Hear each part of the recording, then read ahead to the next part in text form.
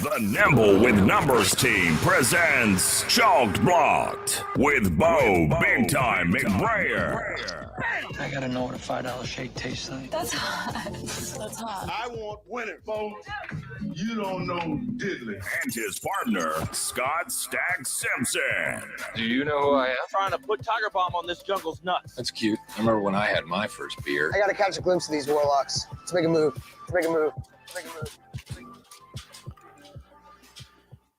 Hey, you guys, welcome back to Chalk Block, the world's sexiest DFS show for now. It is 2022. Happy New Year to everyone around the world. It's even January 2nd in half the world. So where I'm at, it's barely New Year. Like it's January 1st. It just got dark on January 1st.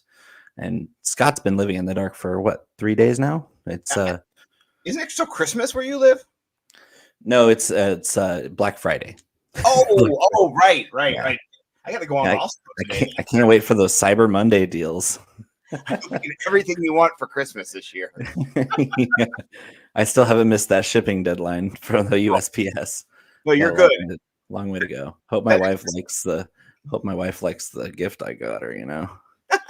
Well, we were talking pre-show about good old Dick in the Box gift that the wife's always love. And Step one, cut a hole in the box. Step two, put your junk in the box. Step three. If you didn't know before that Justin Timberlake is insanely talented, then now you know. Based on Lonely Island, but all those songs that they did with SNL, just incredible innovation. Music innovation. So funny. I loved it. And actually, telling Bo, it worked. My wife laughed so hard one year, I got some. So you never know, guys. Your wife might actually think it's funny. Rose, bless your heart. You're stronger than most. It was one of those things. Like, I understand like the awkward part of it. It's become so funny that you're like, yeah, he tried. They tried really hard. Oh, wow. Okay. He wrapped it up and everything. This is wow. He tried. He went all out. You feel special for half a second. You're going to want to hang on to that tissue paper for next year. Right. Is this used? Sorry.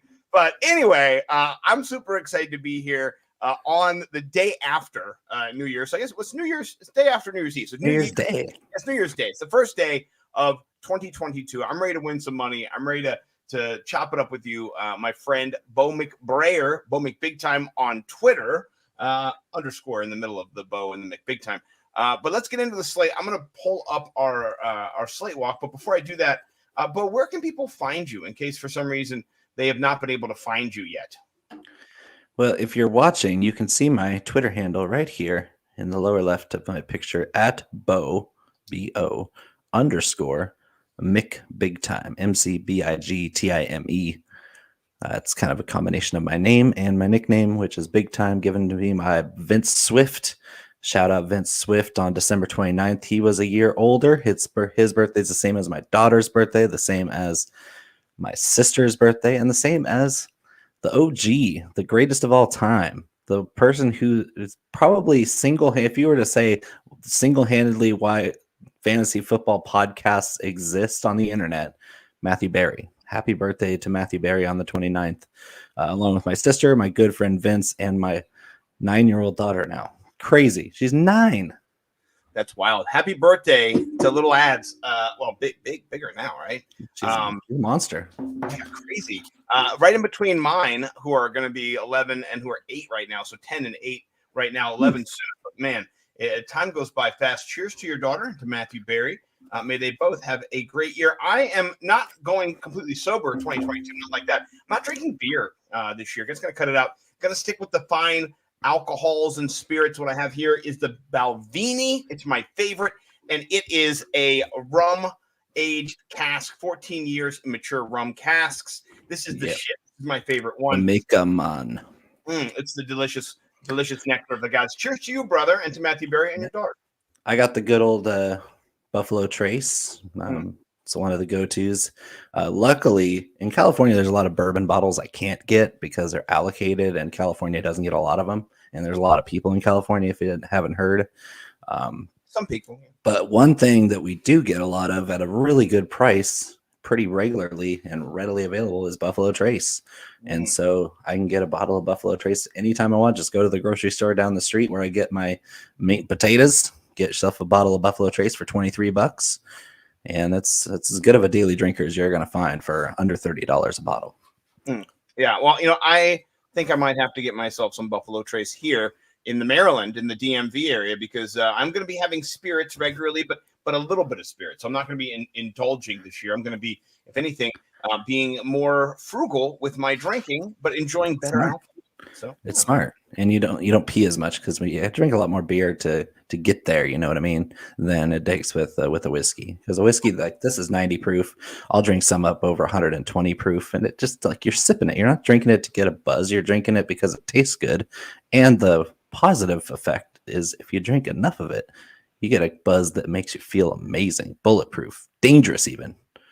Well, that's what I want to be tonight on the show is dangerous because, I'm not going to lie. Let's just pull back the curtain 2021. I did not win enough in 2021. I banked a couple small showdown tournaments, which I love. But you know what? For me, it's really about that main slate victory. That's a resume builder, if anything. You didn't win a huge sum of money, but winning 2 large field 150 max entry tournaments like that in 1 year is insane to me. Like that, like I would never even imagine doing that once, let alone twice. You did it twice, buddy.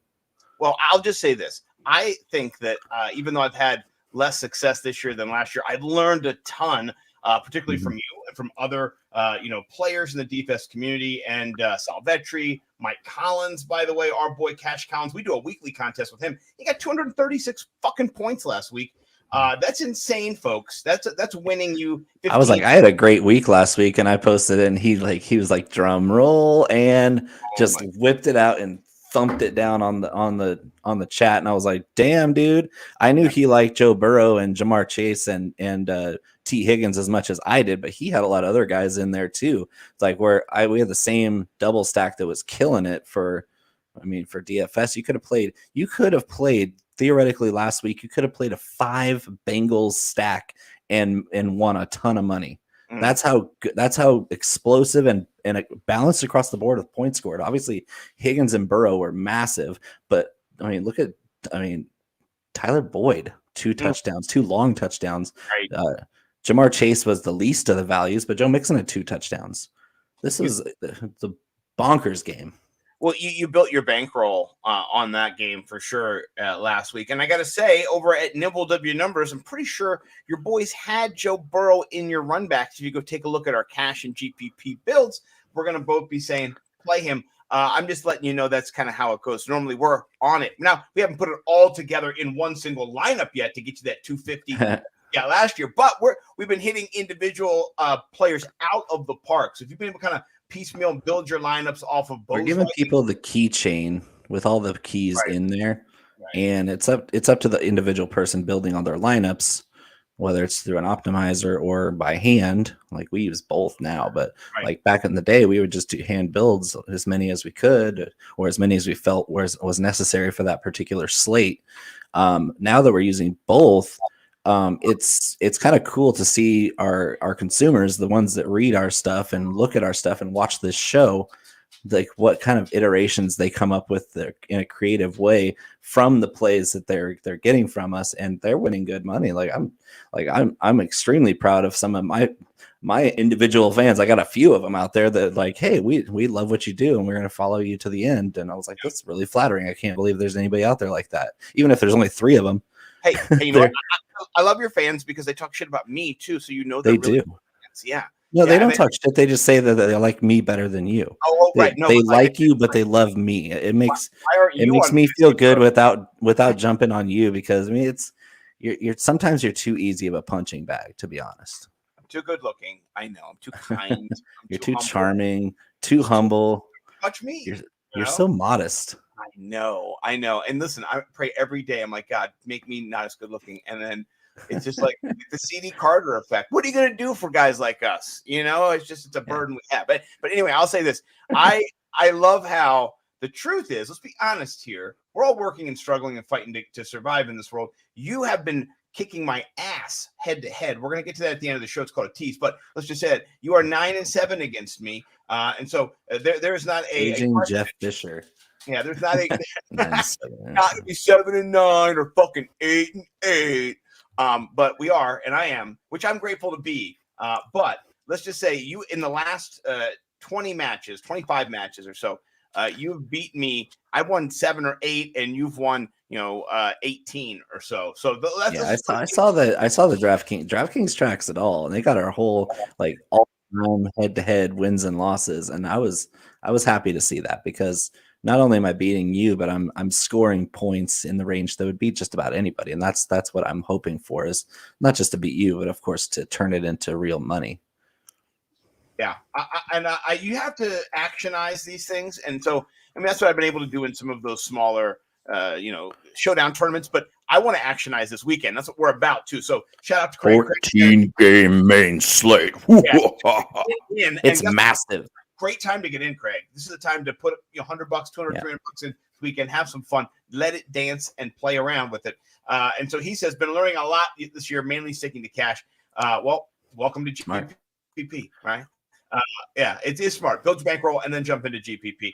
Let's talk Run the Sims right now. Love Run the Sims. Great tool we've been using all year long to help ourselves, to help others win money. Justin Freeman over there, one of my favorite people. Merry Christmas. Happy New Year to him. All right, friends of Pat Mayo. Shout out Pat Mayo. Friends of Joe Pizzapia. Shout out Joe Pizzapia. It's like everybody knows each other in this business, which is kind of cool. It's nice to be. Well, they know you. They know you. Listen, they know each other. And this is the thing. They say nice things about people, and that's what you want to hear. By the way, nice thing said about you by Mr. Joe Pizzapia when I was talking to him. I think you should let them know you're interested. I think they need some. I sent him a DM. I sent him a DM. I like it. He's one of the nicest people that's on Twitter. Period. I only know him from his Black Book. Like the Black Book is like Amazon bestseller. It's amazing. Yep. Like if you get the Black Book every year, you're basically just saying, hey, I'm paying a little bit to win a lot. That's just how it works. Well, I actually told him that the undergirding of the wide receiver 2 theory comes from his positional value, that type of ranking system, understanding where you're going to find value after tiers. And I really appreciate all the forerunning he's done, bringing people together. I shared that with him. That's one of his giftings. It's terrible times over there, losing tags this year. I mean, you couldn't believe that. But Fantasy Pros has grown, right? They didn't fall off. They grew.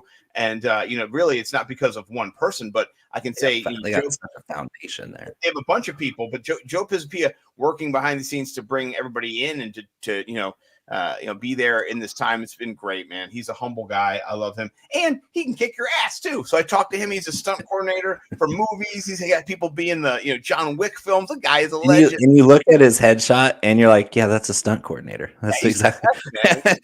He's awesome. It's just like dogs look like their owners. He looks like his career. Yeah. Well, thankfully he's full time in the industry now, crushing it over Fantasy Pro. So shout out Joe Pizzapia. Happy New Year to everybody. Honestly, let's get him out of the way. I mean, Matt Harmon hooked up with us this year. Love Matt Harmon. We hooked up with Field Yates this year. Shout out Field. I mean, yeah, crazy. You came over on our show this year as one of the guests of the Fantasy Millionaires. That was awesome. I mean, it's been really, yeah. We got to talk to Dave Lofgren. You know what I mean? I got to talk to him. Yeah, Lofty. I mean, that's the guy, man. I love that guy. He makes me laugh, and I want to learn from him when we're broadcasters. And I said, man, you're the guy I look up to. When we were getting a little talk on before the show, it was me, Alex, and the producer. He came in and said, damn it, I'm not the best looking guy in the room anymore. So Alex chuckled. So did he. So, I like that guy. And, good looking guy. He rocks the hat backwards. I might have to do that. But honestly, listen, if you're going to rock the hat, this is the hat you're going to do. You want to rock it forwards. So here's how you do it. The hat looks a little small, Scott. There you go. Just on top. That's how the kids are doing it. That's it? Yeah. That's what they told me. My daughter said, do this. You'll be cool. And then they laughed a bunch. And then they handed the hat to me this size. They said, don't adjust it. So, was it like a shielding my mouth giggle? Because that's what I pictured. They're like a piece their pants giggle. Like somebody fell down. So no, honestly, this is the hot box. Go get yourself a hat. I got the beanie on. I mean, this is the poof beanie or whatever they call it. It's sexy. So, but anyway, let's just 14 games to cover, Scott. We gotta get in. This is like the longest slate walk of the season. Well, we do our little turn here in the world's sexiest DFS show. Oh, For now. All right, let's get into the sexy matchup here, which only has a few parts that are sexy, and if that, maybe not. What do you think about the Raiders? The Raiders going to Indianapolis. They're 7-point dogs, and Jonathan Taylor is 9K. Is this too much? The rostership now 19.2, almost 20% on a slate this big. That's pretty chalky, to be honest with you. It is, but it's also coming out as a leverage play. I mean, if he's showing up in 24% of the optimal lineups when they run the Sims, I mean that's everything their name implies. They run the Sims for you, and they're finding that Jonathan Taylor is 5% more likely to be in the optimal lineup than he is owned. So you can't really say that Jonathan Taylor is a fade this week. You just might not be able to afford him in a certain build. That's kind of the only reason I wouldn't play Jonathan Taylor this week, is if I wasn't for some reason building around him as a foundational locked-in piece. I'm not saying, I mean, this is definitely chalky for a 14-game slate, but I'm not going away from JT because of the chalk. I'm going away from JT because I want to build a lineup around somebody else. Yeah. Now, I'm with you. Are you going to be pivoting to Michael Pittman, or being a little maybe even contrarian and going T.Y. Hilton? He had a touchdown. He did. He was there. Or is it Jonathan Taylor or nothing really from the Colts side? I would, if I'm pivoting away and staying in this game, I'm going to go to the Raiders passing attack, because I do like Derek Carr this week, because the Colts, I mean, they're aggressive. But they give up a lot of yards and they give up deep touchdowns. They do. They do force a lot of turnovers, which the Raiders haven't been that great at preventing turnovers or not turning the ball over. They're turning the ball over at quite a rate. Derek Carr is terrible under pressure, but the Colts don't exactly get a bunch of pressure. They rush 4 most of the time. They drop back into Tampa 2, and they basically dare you to find those tough spots in between the corner and safety. And Derek Carr is the kind of guy that can do that, especially with guys like Hunter Renfrow. Renfrow is a cover 2 beater. Like he's one of the toughest guys to cover in zone coverage. We know what he does in man coverage at the goal line. He just completely puts guys through the turn, through the washing machine. Basically, that's what they look like. He runs those little pivot routes that you can't cover. And of course, everybody's overlooking the other wide receivers that have stepped up in the absence of Darren Waller, namely Zay Jones. We got no Ruggs, no Waller. Those are 2 very dangerous downfield weapons. And all of a sudden you have guys like Zay Jones and that have even taken a step over Deshaun Jackson. Jackson's fine, but he's not reliable. He's not going to one and done guy. He's going to get you that big play or bust. But Zay Jones is, in the last 5 games, he's averaging 7 targets a game. And he's getting a lot of, his ADOT is pretty high. I like Zay Jones this week. I like Bryan Edwards this week. I'll even sprinkle in a little bit of Deshaun Jackson. D-Jax has still got it. If he's on the field, he's going to be dangerous, especially against a team like this that doesn't have a ton of speed on the back end of the secondary. Yeah, no, I like it, and I'm running it back with JT. That's the only play I'm kind of making on the Colts side this week. That's fine. Boomer bust for me. Let's go to a game that not going to have a lot of players in it. For myself, I don't know how you're going to play this game. This is the Giants going to Chicago. There's a lot of optimals and projections and ownerships and boom rates and stuff here to sift through. David Montgomery looks like he's going to be chalky. Yes. Do you want that chalk? Yes. We saw volume pays the bills, and touchdowns are what wins you tournaments. You can say what you want about yardage bonuses and all that, but you're going to win tournaments based on multiple touchdowns scored. David Montgomery getting over 20 touches in this game, pretty much guaranteed. And he's a big part of the receiving game. That's huge. Monty had 23 points last week, and it was on 3.5 yards a carry. He scored touchdowns, he made catches, and he got there for you. And he was less chalky last week, but he was still up there at the top of the ownership ladder for running backs last week. And I still played him, and I still won with him. Yes. So I put him against you in the clash, and I beat you with him, actually. Yeah. He was a good play. That was one of the only lineups I didn't have him in, which makes me kick myself because we had so many other matches. Couldn't neutralize that one. It was a good move on my part. I'm proud of myself. I like Cole Kmet this week. 3,400 for his volume is thanks to Jimmy Graham for scoring touchdowns. because otherwise Cole Kmet would be priced much higher. Yes. No, and then what about Evan Ingram with the only wide receiver available on the whole Giants team being Kenny no touchdowns Galladay? We know what he can do. What about Ingram at 3,500? Is he worth a dart throw at all? No. He Out. sucks at football. Kenny Galladay is good at football, but doesn't like to play football. He's out there walking through routes and dropping passes that he should catch. His quarterback sucks. All three of the quarterbacks that they've run out there this year have sucked. No surprise. Their defense is trash. Evan Ingram tries hard. You can tell he's a guy that plays balls to the wall, but he couldn't catch COVID if he tried. Everybody else is going on the COVID list except for Evan Ingram, and it's no wonder. Yeah. That's a tweet right there. You should tweet that out. I do love David Montgomery in this. Any interest in a $6,000 Saquon? The Bears defense isn't terrible against the run. No, they're middle of the pack, but they do give up big runs every once in a while. And if I know of anything about Saquon Barkley, is he's known to break off big runs. Yeah, I'll have some Saquon, not a ton though. Stack the box. But the only issue with him right now is ownership is at 3.6%. That's crazy. You expect it to be at least over 5%. We'll watch that. We'll see how that goes tomorrow morning for sure. The Sims are updated regularly, so I'm not going to build any stacks in this game. Let's go to another game that's interesting. Washington plus 4.5. This should be plus 7. I don't understand this. Maybe you can tell me. Philadelphia, I think, is going to boat race them, is something they like to say down here in the Washington area. That means like cigarette boats, like when one starts and doesn't really go very far, the other one goes, that's what's going to happen in this game. What do you think about this game? It's just my own personal opinion. Washington was an 11.5-point underdog at Dallas and lost by 42.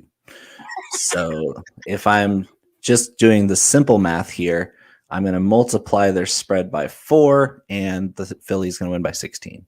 I like it. 17-point total, maybe over there. It's just an easy bet if you want to make some money. I'm not normally gambling like this because I can't. Because Maryland, that we passed it last November, a year's gone by, and we still can't legally sports bet. Yeah, except we go to the casino. Can't do it online because you suck. All right. Anyway, I'm interested in fantasy football and DFS, of course. I'm in a championship game. Boston Scott free this week. Is he a free play? How do you think he's going to handle this game? Jordan Howard stinger. He has had this before. He's probably going to go, but any time now he could take a stinger hit and be out. So is Boston Scott kind of a sneaky play at 4,900? No. No. If anything, you're going to see a lot of Jalen Hurts. I really think this could be a low scoring game because what we've seen is Jalen Hurts on a team with a bad secondary doesn't necessarily take advantage of that. He's not that type of player. He's more of a guy. It's like, hey, you're putting a heat on him. He can really hurt you out of the pocket, and he can score rushing touchdowns. That's why I don't like Boston Scott this week, because I think the rushing touchdowns will go to Jalen Hurts or even Kenny Gainwell, who's back in the fray now with everybody else hurt. You get the Boston Scott / Kenny Gainwell dueling, or the starter and the backup, whichever order they're in, are both really smaller size backs. Yeah, let me ask you a question though here, right? I know you're not going to have a lot of upside, but is it worth a dart throw if you do play Jalen Hurts, right? And you're starting him in a lineup, and you end up with around 4K or so left in your flex, and Quez Watkins is there.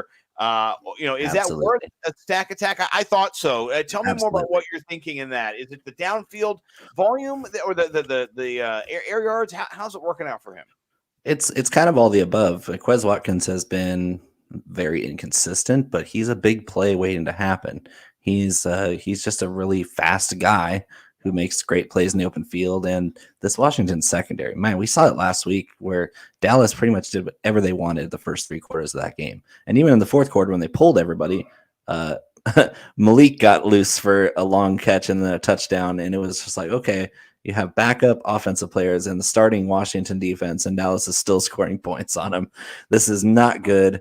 That's kind of who I'm zoning in on. I'm not playing a lot of Dallas Goedert this week because Washington is decent in the middle of the field, but on the outside, they're so bad. So if you got Jalen Hurts, Quez Watkins, and Javonte Smith, that would be a double stack that I would play. Yeah. Oh, so double up on the wideouts. Yeah. I like that. That's sexy. Yeah, Not very that one. expensive either. 6 Nope. 6 18. And Jalen Hurts, I wrote about this in Hot Cash because Jalen Hurts at 6,600 is a cash green light for me. Obviously, he's the 6th highest scoring quarterback in DraftKings points per game, and he's the 10th most expensive quarterback. So you're finding value right off the bat, especially against such a bad defense. We're talking about pretty low ownership for that point per dollar value that you're going to get from him. Yeah, and I just want you guys to know that they'll bring buses down to Philadelphia. Will bring buses of fans down to FedEx Field, and they will it's take. Not like Washington's going to sell out FedEx Field or anywhere half as much.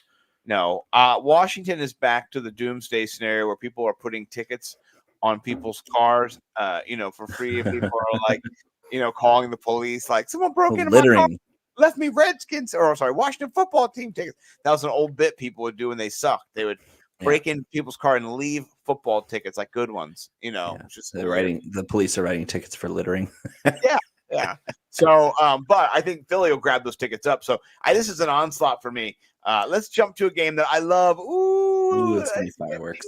It's just good. I like this game. I like the total. I think these are offenses that can bang between them. Guess how many touchdown passes Joe Burrow and I did this. I looked it up before I wrote about it this week, right, in my articles. Joe Burrow and Pat Mahomes have together what their total is. Together? Yeah, passing touchdowns. What do you think? Let's see. Or maybe total, but still, I mean, it's a shit ton. 63. Yes, you nailed it. 63. So that's I had to do the math in my head. Man, you're making me do too much math tonight. It's nimble with numbers. It's a lot of touchdowns, right, between these two guys. And not that the defenses aren't terrible. These defenses are actually pretty good in retrospect, but I think the offenses are just better. What's your favorite play in this game? Is it Tyreek coming off of COVID? Is it, he's played a game, but he still was, you could see he didn't play great last time. Travis Kelce coming off of COVID. Is it not even on that side? Is it T. Higgins, a run back option? What are you thinking? There is not a bad play in this game. And this is the game that I would love to game stack because, again, with 14 games on the slate, you're not pulling that much chalk for what's going to happen in this game where 51 is going to get blown out of the water. Yeah. This is going to be a 60-plus total game for me. It's like there's no way it's not 34-31 or 42-35. This game is going to have fireworks. And where we saw Kansas City's defense really start to hit a stride, they haven't faced an offense with this much weaponry. And Joe Burrow is looking like an all-world quarterback already, coming off a massive knee injury in his second year as a professional, and the dude is lighting the league on fire. And, of course, Patrick Mahomes has been doing that for 4 years now. Right. So, I mean, you can build so many different game stacks off of these, both quarterbacks, 2 or 3 receivers from each side. Daryl Williams, now that CEH has been ruled out, I'm hoping he's not too chalky because that's an incredibly good value for a PPR high value point machine. I don't think it's caught up with him yet, but we can see. Oh, by lock, I can picture Daryl Williams hitting some major chalk. Yeah, he's at 7.2, which is nice. I'm not really worried about that though. That's like even if it was about 15 would be the breaking point where I wouldn't roster him as much if he crossed 15. But if he's under 15, I'm going to have a whole hell of a lot of Daryl Williams because they prefer to throw it to him over CEH even when they're both on the field. Yeah, and he gets goal line stuff too. He's dynamic. He did the CPR joint last time where he laid on the ground and he was dead and they had to revive him when he scored a touchdown. So he's got planned touchdown celebrations. Those guys give me confidence to play them because they got time to practice that shit because they know they're going to score. You know what I mean? So that's confidence. If you want to do a second mortgage type game stack here and blow all your salary on 5 players from this game, it wouldn't be a bad thing. Just remember just last week, you could have won tournaments with 5 Bengals in your lineup out of 9 players.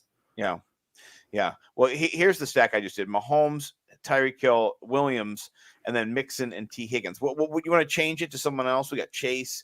We can get rid of a running back. We can change it all up. This is a 5-team or 5-man team stack here. I don't think Mixon backs it up this week. I think Mixon is going to be too expensive at 7,500. Okay, so jettison Mixon. You want to add another Bengals wide receiver, or put Yeah, Uzoma in there? How do you want to do this? no, it's almost not going to do much. No. He had his good run against a really soft schedule earlier in the season. But Yeah. look at that. Oh, yeah. What about this one here? The first one, the second one. Where's my? Yeah, you're going to do one with Burrow too? Or did you already do that? Oh, we did one with Burrow, but I can go back and show you what it was. No. So with Burrow, I did I think this was my stack. And then and so I didn't build any. I had instead of Tyreek Hill, I had Kelsey. So I took Kelsey out for this one. So we're building a little bit with this as well. Yeah. This game we better be over our skis on this game because I don't think there's any way that this isn't a bonanza. You're gonna need to score 250 plus to win tournaments this week. 14 games. There's lots of variance. There's very little chalk to be dodging. So you better be chasing boom rate. You better be chasing ceiling because if you don't hit ceiling on at least 8 of your 9 starting positions, you're not going to win. I got to tell you, this is the Balvini 14-year-old aged in Rumcast. Not a sponsor. Could be a sponsor, though. I'm not going to lie. Shout out Balvini, maybe in 2022. Cheers to you.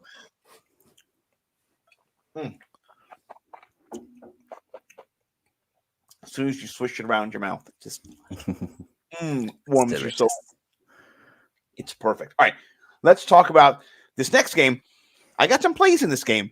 Tampa Bay goes to New York. 13 points. I'm not afraid of this game. I'm going to jump right in. What do you think about Tom Brady only 5.8% rostered right now, where his weapons, Antonio Brown, 25% rostered, and then Ronald Jones, 23% rostered, basically. What do you think about this? This is the game I'm dodging. This is the game that's too chalky for what it's worth, especially with Brady's performance the last 2 weeks. The last 2-3 games, he hasn't been performing and putting up big numbers. On paper, you'd say, oh, yeah, the Jets, they're easy to score on, which they are, but it's mostly through the running back position, which is why Ronald Jones is picking up so much ownership. Well, I'm on the full fade of Rojo and DFS. Like, I'm going to want to start Rojo in cash games. I'm going to want to start Rojo in season long. If you're in the championship week and you got Rojo starting at running back or flex, you are sitting pretty. But I'm going to be down at Keyshawn Vaughn because I think he's going to outscore Rojo and picking up almost no ownership. I'll even be over. I'll have more Michael Carter than Rojo in DFS because he's a receiver and those are high value targets, touchdown upside. The Bucks give up a lot of catches to running backs because they're always ahead. Yeah. Well, you could also see a scenario where Vaughn comes in third down a lot and just kind of stays in, catches. And maybe the entire second half of the game. Right. And they just kind of keep him in there, see what he's got. He does need to learn how to pass protect. I think as soon as he does that. So does Rojo. Rojo is like the fifth worst in the whole league. I'm not gonna. Neither one of these guys is any good at blocking, but they're both explosive playmakers. Rojo got the volume, but it was Keyshawn Vaughn who got that 51-yard touchdown last week. And Rojo he got there via the volume. Yes. So let's talk about the wide receivers here, the primary ones here. I think I'll unhide the rest. There's a bunch of them here, but I kind of narrowed it down. Antonio Brown picking up so much rostership, 25%. Is it worth the chalk in GPP and cash? Sure, whatever. But what about in the GPP world? No, no, there's no way. A lot's being said about the incentives that he's playing for, the injuries all the way around him. Well, his ankle forced him out of Thursday and Friday practice, so he's a game time decision. I think he plays because of that incentive money there. I think he gets plenty of looks, but this Jets secondary is the strong point of the team. They're not slouches on the outside. I think they're sixth best against the wide receiver position, and if they know that Antonio Brown's really the only weapon that can hurt him down the field, they're going to lock him down. And with a bum ankle like he's got, I just don't see how he gets there for you where you're looking to score 250 to 300 points in a GPP. I just don't see how he gets there for you with a quarter plus. I think more than a quarter of the field is going to be on him in single entry tournaments, especially. So I'm going to be pivoting away from Antonio Brown and Rojo and Brady. And I'll probably even nitpick and pick up some of these like high volume receivers for the Jets, like Braxton Berrios, is huge leverage spot here. I mean, look at that. That's the highest leverage percentage on the board here. 3,700 for a guy who catches a bunch of passes, even if they're 5 yards a catch.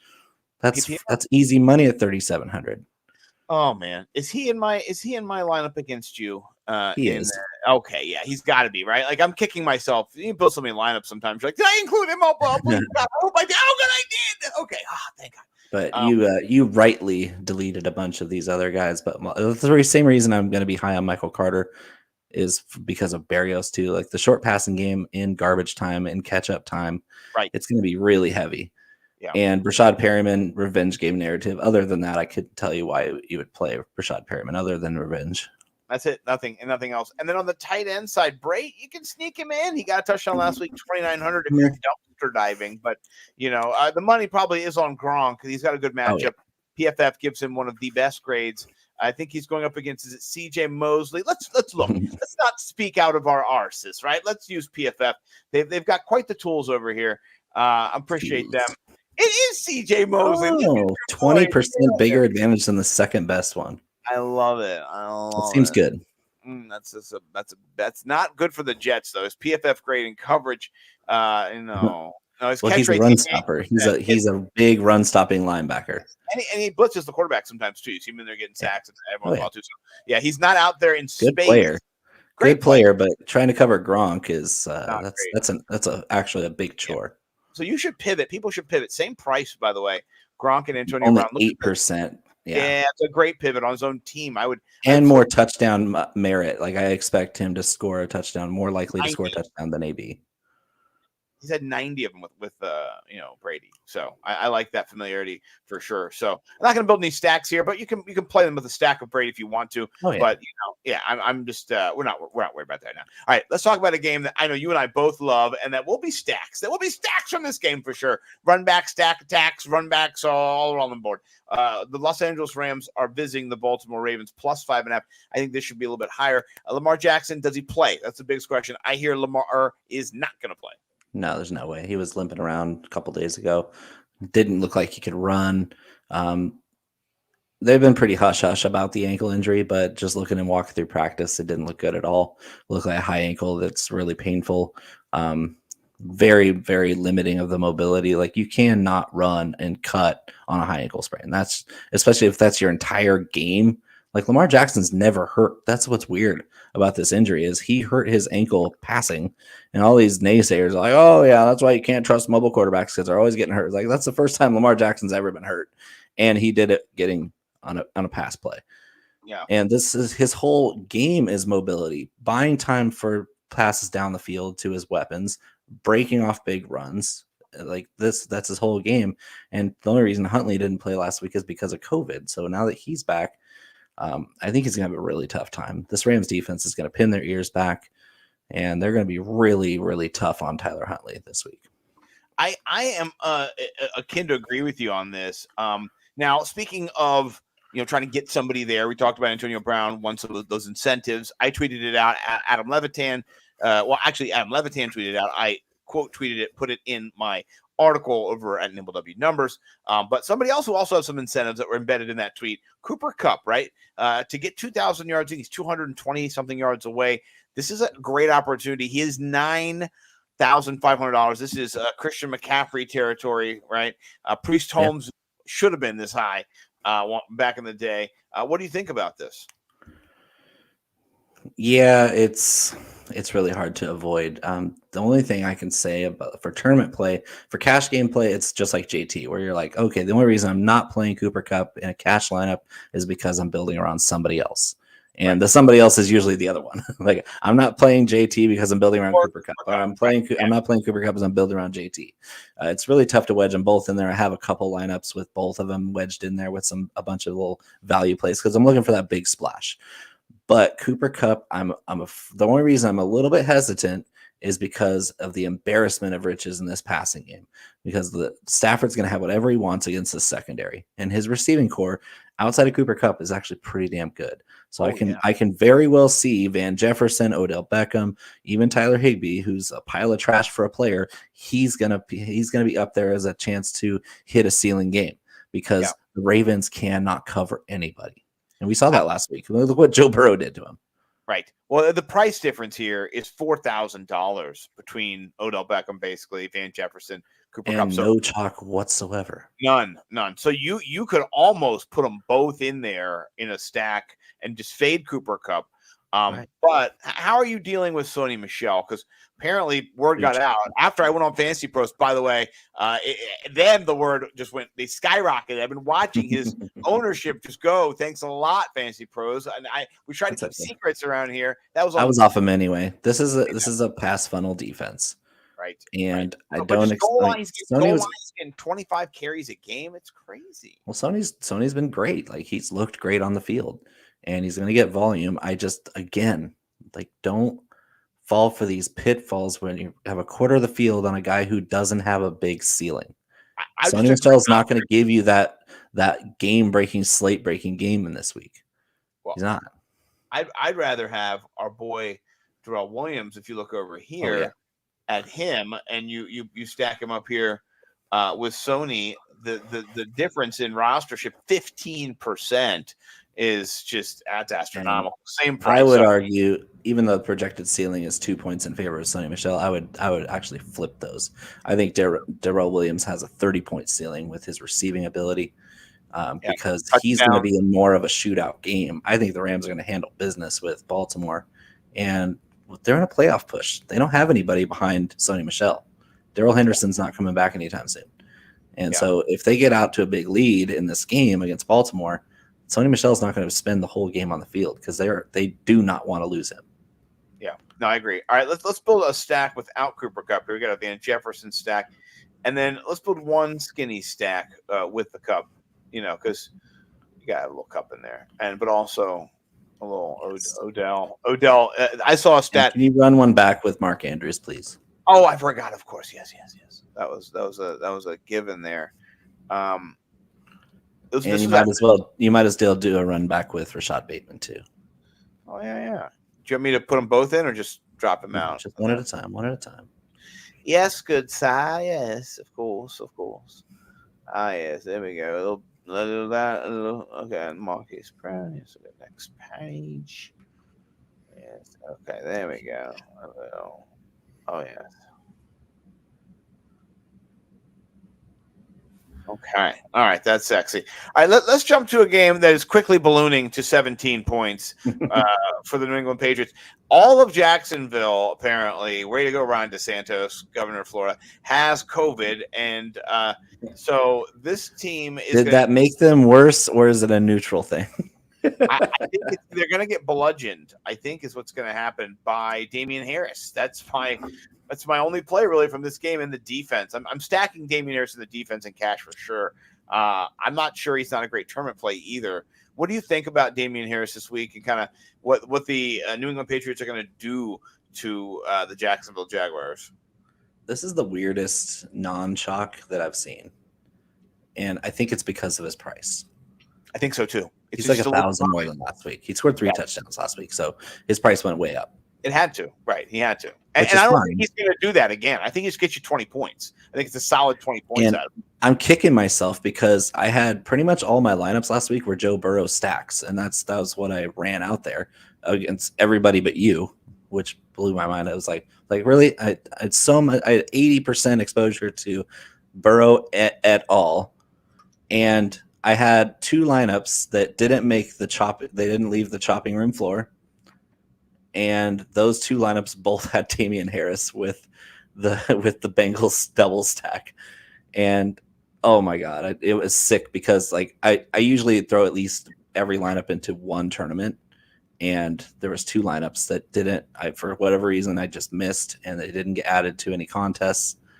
And they were both Damian Harris lineups, and I'm just sick to my stomach watching the rest of the plays that I had. Damian Harris was on my list. He just, for whatever reason, his lineups didn't make it, and it was He's one of my sneaky plays of the week, man. I didn't write about him, but I'm playing. It shouldn't be sneaky. This should be this should be black and white. Look at me. I just scored 3 touchdowns, and I play the freaking Jaguars at home.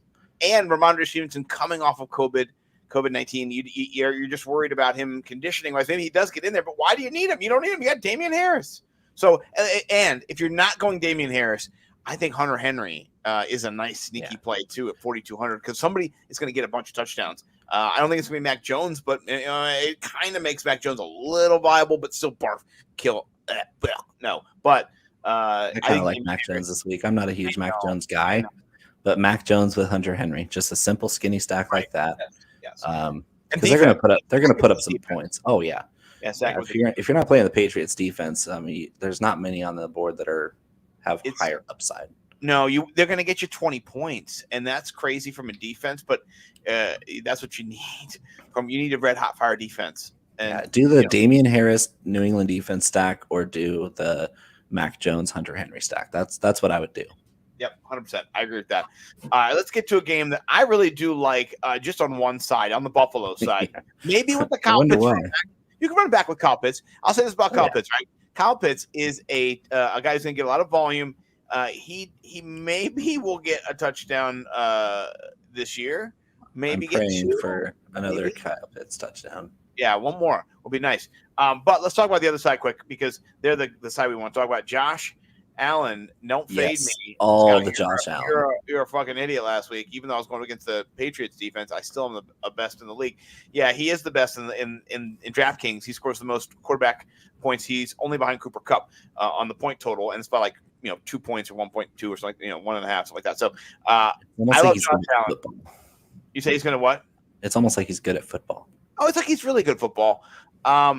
And who do you like to pair him up with who's also really good at football on his team? Because he does have weapons, and some are more healthier than others. So how are you kind of looking at these players? You got two COVID. I hate the pricing here. Yeah, really expensive. I really hate the pricing.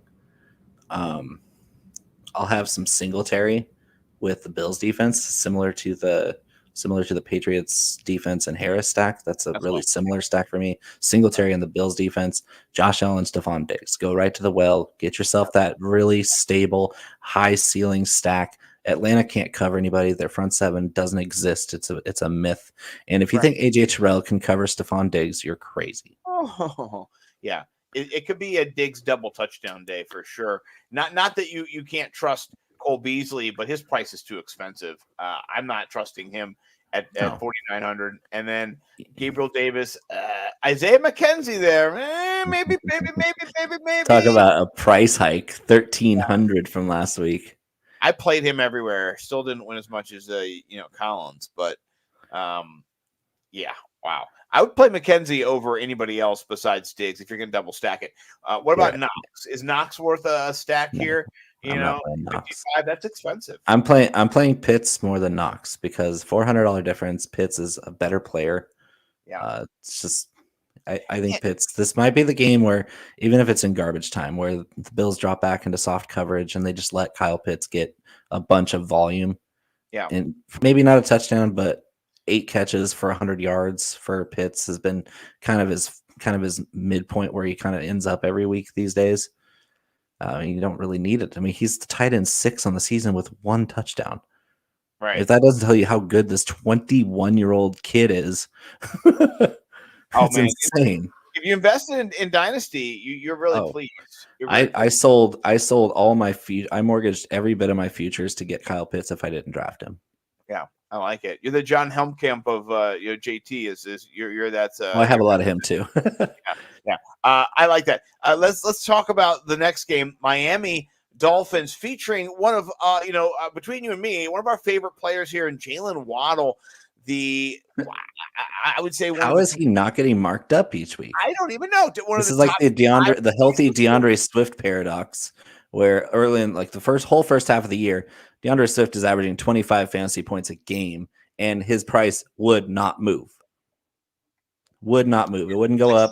6,100. Under 6 for half of that. And you just slam cash games with DeAndre Swift in the first half of the season. And now you have Jalen Waddle literally lighting the world on fire the second half of the season, just obliterating defenses. Tua loves him because Tua doesn't have to throw it more than 5 yards down the field to get Waddle in space, and Waddle in space is electric. Yeah. This is 6,700 is an absolute crime, and I'll be playing him in the most lineups of any player this week. Okay, let's just take a look at Tennessee. They're probably really bad at everything, right? Especially at the slot corner position is the worst. Yeah. Well, check this out. They've given up 17 touchdowns and 2,800 passing yards or receiving Seems yards. bad. Yeah, I like the Jalen Waddle play. I think it's a great play. I'm stacking. Listen, I'm kind of playing wide receivers in the mid range this week, right? You got, if you want to run it back, you don't have to, but if you want to play, a Amon-Ra St. Brown with maybe a Tyler Lockett and a Jalen Waddle, there you go, right? You got a nice mid round. Then you go get JT. You go get somebody more expensive, like maybe a Mark Andrews. So you don't have to go bananas at wide receiver this week. You actually honorable mention to Devontae Parker. He hasn't been at the forefront because of health reasons. I can see him having a good game, especially at a really nice price. Yeah. Tennessee's corners are so bad. Yeah. They were okay with Caleb Farley healthy, but he went out for the season earlier in the year. Once Caleb Farley got hurt, it was over. Yeah. Baby, it ain't over. And no Gesicki this week because he gets the Kevin Byard matchup. I love that. I love that call. All right, let's talk about this game. By the way, Denver has a bunch of players on the defense and offensive line who are on COVID. It's not good, mate. This should be way more than -7. This should be like -15, maybe. I don't know, man. What do you think? The Chargers let me down. The Chargers let me down. Who's going to start for the Chargers? There's nobody. Jerry Jeudy? Nope. Tim Patrick? Nope. I mean, the Broncos. The Broncos, sorry, yeah. Cortland Sutton. They're going to be running a lot of 12. A lot of 12. Right. So that makes Noah Fant and Albert O viable between them, 74.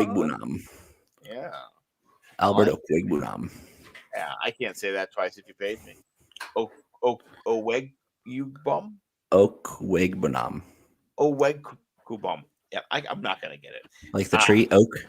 Oak? Bunam. Bunam. Okay. Yep. Okwuegbunam. Okay, there we go. You got it. See? It just takes practice. Yeah, you got to break down the syllables.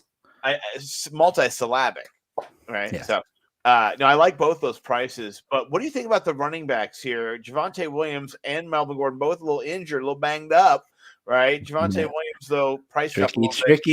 Tricky. What do you think? I think that DraftKings is fucking with us because they marked all these running backs up. They did. Did you notice that there's almost no playable running backs under 5,000? Like all of your quote unquote sleepers are 5,100, 5,200, 5,500.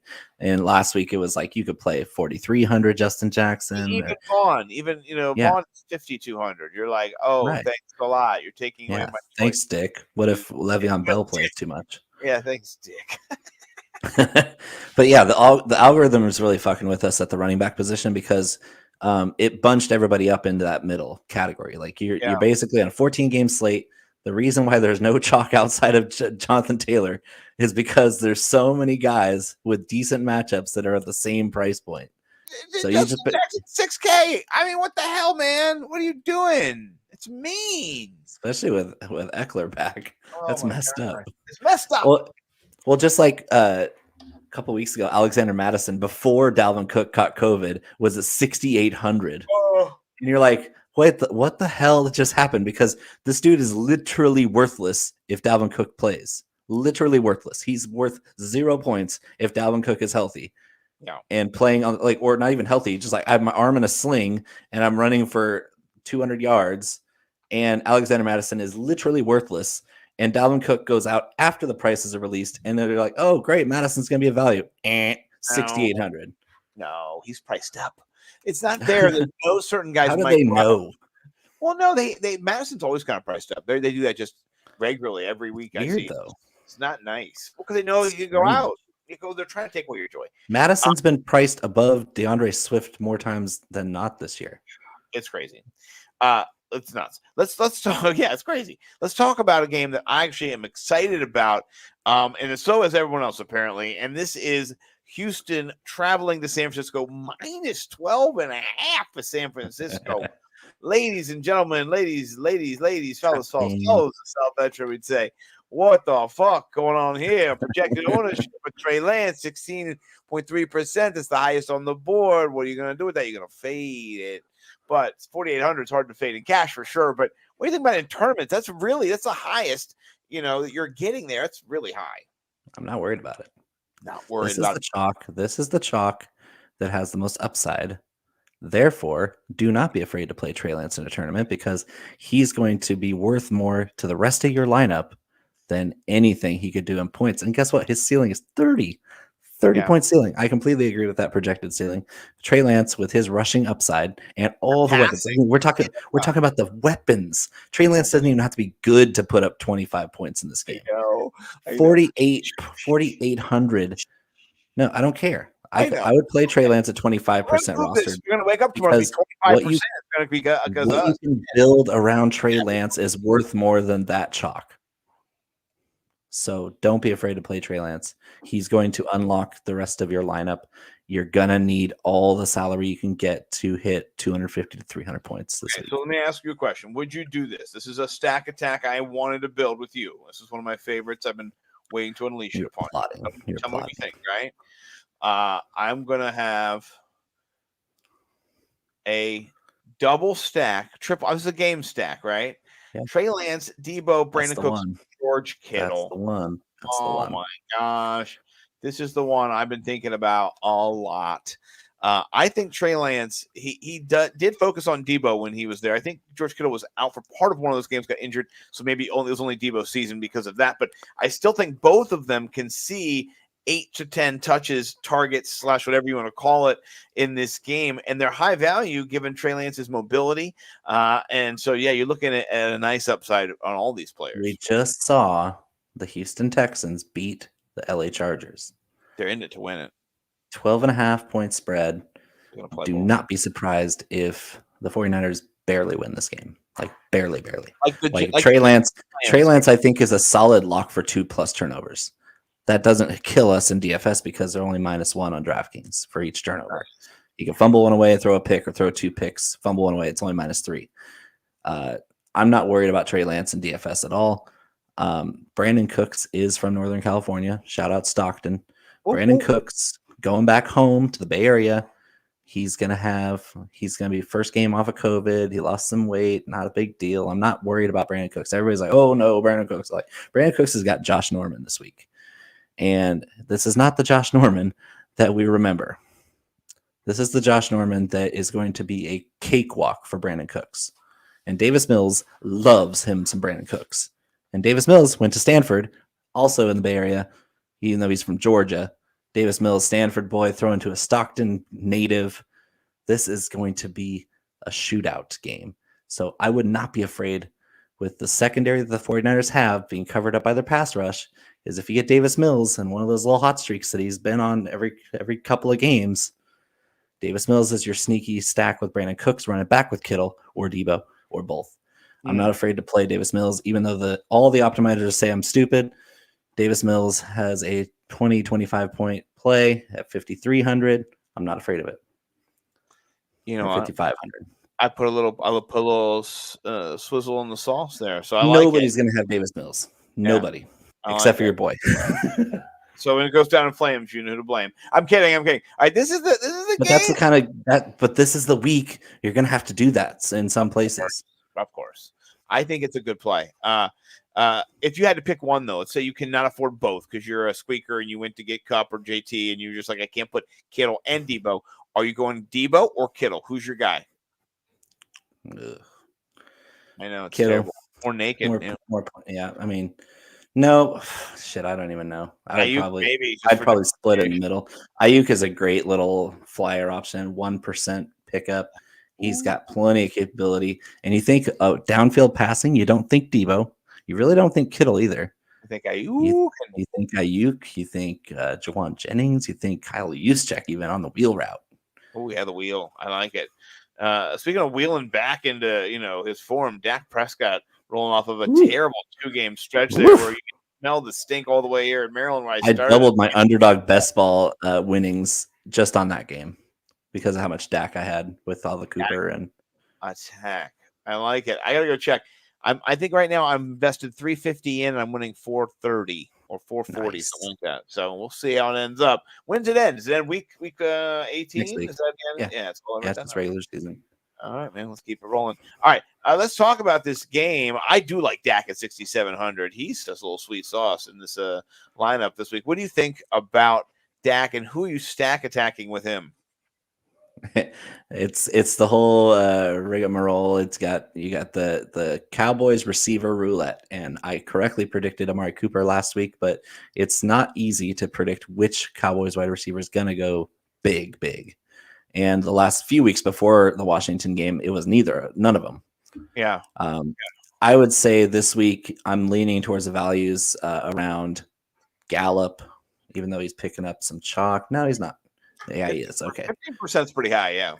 Gallup 4,800. That's kind of a trap in tournaments. I love him in cash. Good. Arizona's corners aren't that good, but their pass rush is really good. That's what you got to worry about with Dak is like he's a boomer bust play this week. And his 11% scares me more than Josh Allen. 11% scares me more than Trey Lance 15%. Because Dak is either going to go for 11 or 40. I don't see any in between because the Cardinals they're cold. They started off red hot, and now they're not really the same because James Conner is the heartbeat of that team. And I never thought that would be the case, but James Conner is the heartbeat of the team, and he's banged up with that heel injury. I can't imagine being a running back with a heel injury. That sounds like it sucks. So Chase Edmonds is the guy I really want to have on the Cardinals. So Connor here, he needs to jump over here. But I do think this is an under game. I think it's a big under game. I think both of these defenses are going to show up and make some plays. So I'm doing Dak. I'm doing some Kyler Murray. But the two, Kyler Murray, Ertz and Edmonds. Okay, this is the third time Ertz is playing the Cowboys this year. Remember the first game they played a Thursday night game, and I had him in my showdown lineup. He scored a touchdown. He owns the Cowboys. It's basically speaking, Zach Ertz owns the Cowboys. He's a Dallas native or a Texas native, and he scores touchdowns on Cowboys every single game. First two games this year as an Eagle. In the second game, right before he was traded to the Arizona Cardinals, scores another touchdown on the Cowboys. That's the third time he gets to play them this year. I think he scores another touchdown. Okay, I did a little added addition here with I left CeeDee Lamb in. I got a little Zeke in there, so it's Ertz, Kyler Murray, Amari Cooper. You have a little dash of Cooper in there, right, as well. I like this, but I don't think it goes to 51 and a hook. I don't think Arizona can 44, 45. Yeah, I think Arizona is not going to be as ebullient as they once were, as they say. They miss Hopkins and Connor, something fierce out there. They're really good. The Connor is just a bull down at the goal line. He also can catch passes out of the backfield, which makes it dangerous no matter who's on the field. It makes Murray. He's got good hands, and that's the thing is in Pittsburgh he never had any running room other than his rookie year where he caught like 88 passes and was just an absolute bull in a china shop. Have you seen this year with Najee Harris? It looks a lot like James Conner at times because he's got no push offensive line. He's got nowhere to go. He's got nothing. It just, of course, is so much more athletic as he goes sideline to sideline to get a yard, right? You know, where Conner just fell down, or got thrown backwards. But still, Conner was a similar type of player as a rookie, not as gifted athletically, of course, but like we're talking a guy before he got banged up a lot. Like he was chronically injured as a Steeler after his first year. And then it wasn't the same player. Like as a rookie, you're like, oh, James Conner's got juice. And this year he's finally healthy until the last couple of weeks. And James Conner juice. Like you're like, oh, I have to tackle a 6'3", 245-pound guy in open field. And he's not juking me. He's not even trying to juke me. He's saying, hey, how's your tackling form, bro? I should drop the beat when I do that. I just don't have the capabilities right now. That'll come in 2000. No, I mean, you can get a lot of the piece of this Dallas-Arizona game. Just be mindful that game stacks might not be as fruitful. I like that. What about this game? Gross. The Saints 37. Under. Under. Cam Newton, I'm back. I sure hope he's so. not back. Sam Darnold's back. back. What do you think? Is DJ Moore at play at 5,600? Yes. Yes. And Alvin Kamara, are you going to be over under the 4%, 4.8%? Man, 79 is pretty nice for Kamara. It is interesting. Taysom Hill's back. Yeah, it is true. I mean, he's had COVID, though, so maybe he can't run as much. And his run defense stinks. Carolina stinks. So yeah, they stink altogether. They started off as like, oh, we are locking down the pass. Sam Darnold's making plays. He's not making mistakes. And then the wheels fell off and everything is history. The Saints D 3,400. That's I love that. Sexy. Everybody knows it too. 13%. I am, you motherfucker. All right, let's talk about a game that I like. And I like it. One of the reasons why. Yeah, I'll tell you one of the reasons why. It's not gonna be a snow game, thankfully. All right. No, it's gonna be wet though. Yeah, that's fine. Yeah, I like it wet here on the World Sexy DFS show for now, for sure. But I like this game because I like Tyler Lockett, and I know. I know. I don't know where that's coming from either, because everybody else, it's like even Run the Sims is like, yeah, it's all right. That's fine. Run the Sims doesn't have to love Tyler Lockett. They love Amon-Ra St. Brown, though. St. Brown, though. What do you think about Amon-Ra St. Brown with Swift coming back? Does that eat into him a little bit? Oh, yeah. Yeah. Okay. So this is the chalk. Do you want to block? And it's not that chalky. I mean, Amon-Ra St. Brown is not chalky because he's simply overpriced. Right. $6,000 Amon-Ra St. Brown is the same price as Brandon Cooks this week. What? What? And Seattle has a lot of weaknesses on defense. Really, a ton of weaknesses. But most of it's against the running back position. Yeah.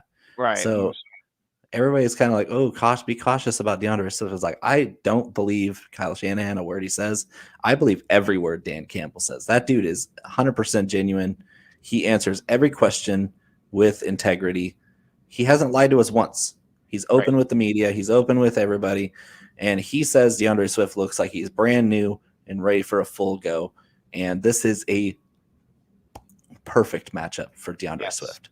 Yeah. Because Seattle is just about as bad as the Jets against running backs. Just about as bad. Craig, you got to get aroused here. You got to stay up all night. Yeah.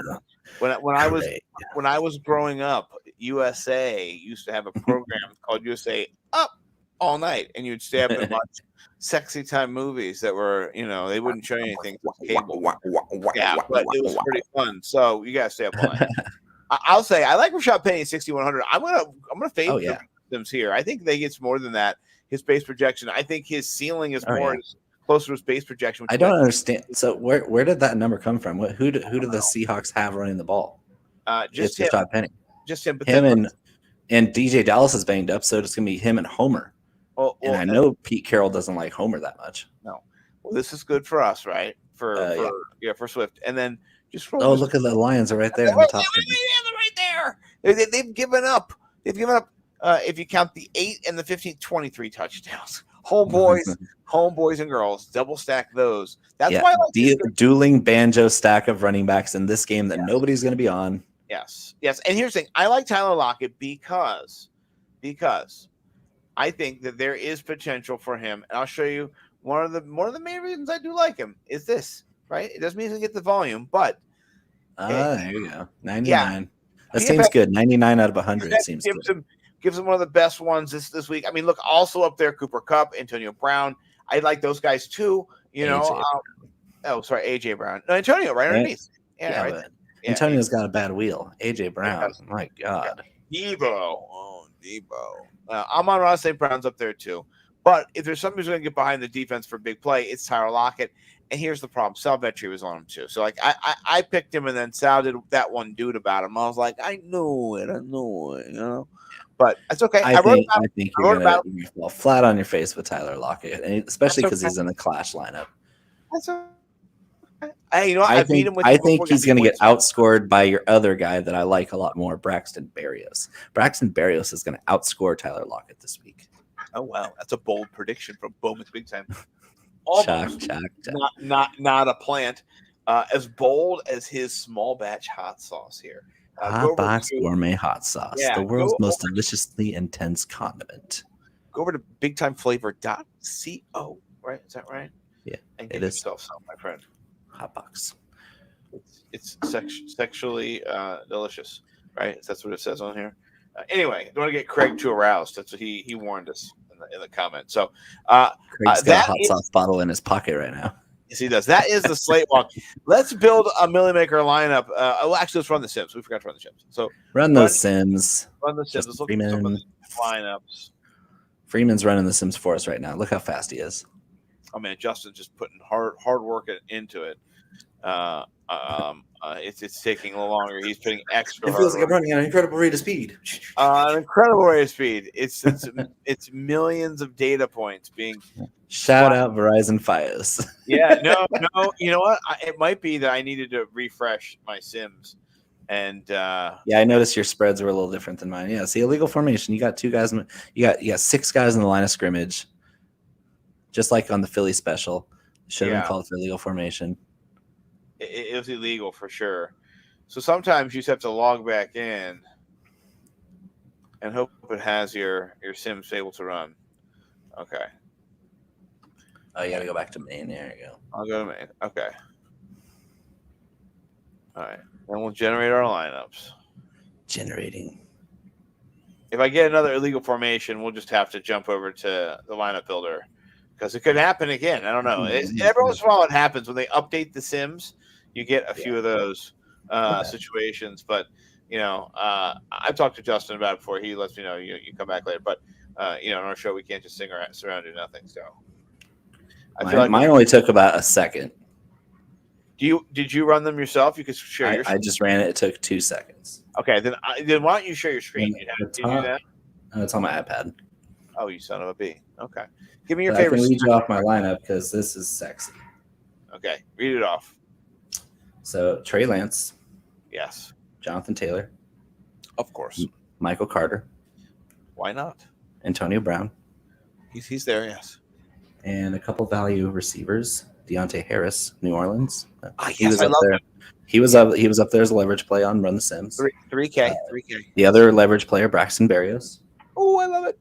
Double. Tight end, I would probably swap out Dallas Goedert. Yeah, swap him for your boy Dalton. Get the sexy flexy Cooper Kupp. So we got Trey Lance, JT, Cooper Kupp, Antonio Brown, Michael Carter. It's a great. And then finish up with the Seahawks defense. But wait, there's another one. The second one is also quite sexy. I would probably swap out one guy. Josh Allen, Sony Michel, JT, of course, Cooper Kupp. I love it. Deontay and Braxton. Yes, twice. Goddard. Steven Anderson, the fullback for the Chargers. That would be the one I swap out. Yes. 2,500. He's technically a tight end, but he plays fullback. Who would you put in his place? Seahawks defense. I mean, you're basically trying to wedge in those guys to get you already have the 2 value wide receivers. I'd probably swap Sony for somebody cheaper with more upside, and then go after somebody like 3,000. Like maybe Cameron Braid at 29. I think he has more upside than Steven Anderson. I think that's an excellent play. All right. We are now in the lineup builder for. And we're going to have to get weird here because this is a Millie Maker lineup on a 14-game slate. Yes. And we're going to have to get weird and we're going to have to shoot for the moon. Well, I think Trey Lance should be the pivot point because he gives you the pay downs that you want to get on other players or the pay ins that you want to get or pay ups or whatever you want. Do we want a Trey Lance or not? That's the question. I'm either going Trey Lance or I'm going Josh Allen. Let's go Trey Lance because I feel the same way. Right? We could even do 2. I'm only down to like $67 in my account, so we're emptying all the bullets. So, okay, so let's go. Start. We'll do a Buffalo build. Shout out Deposit King himself, Pete, over that. Yeah, for sure, sir. All right. Okay. Yeah, put Josh Allen. You might need to go to. Okay. Now, where are we going to go? RB. I think when my Josh Allen builds have been I go chalky with one and then less chalky with the other. So do you put Jonathan Taylor in there with him since you're going a little chalkier? No. I'm thinking Monty. I'm thinking Damian Harris even. Yeah, Damian Harris I like a lot. I'm thinking upside for think ceiling only. I've been harping myself. Think ceiling only this week. Yeah. Okay. So let's go to wide receiver then, because I want to think ceiling then with wide receivers. Stephon Diggs maybe. Yeah. Oh, for sure. Yeah, I think he's my favorite. Yeah, he's down here too, so he's not too well rostered. Let's go further down though. What do you think about Jalen Waddle Lock him in.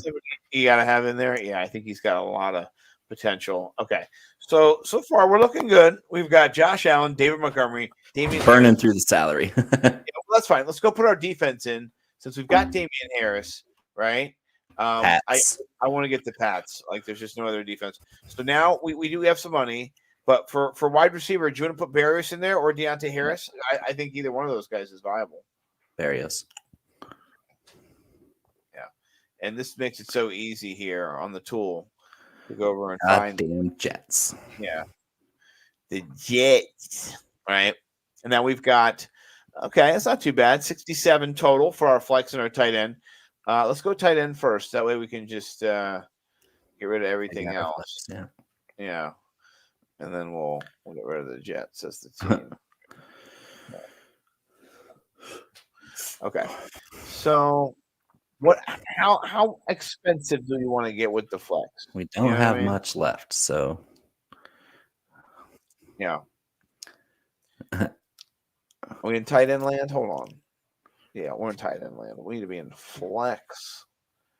Let's get in flex. I thought we were doing tight end first. Oh, we didn't put in tight end yet. Oh, yeah, I'm sorry. Okay. Come on, man. Oh, man. Come on, man. I want a picture of a goddamn JPEG. Call me crazy, but I'm thinking Alberto here. Oh, I like that. That's a good call. You're not crazy. That's just what we say behind your back. So, was he on the page? He was on the other page. Look at me. Yeah, he was on the bottom of the first page. There he is. Is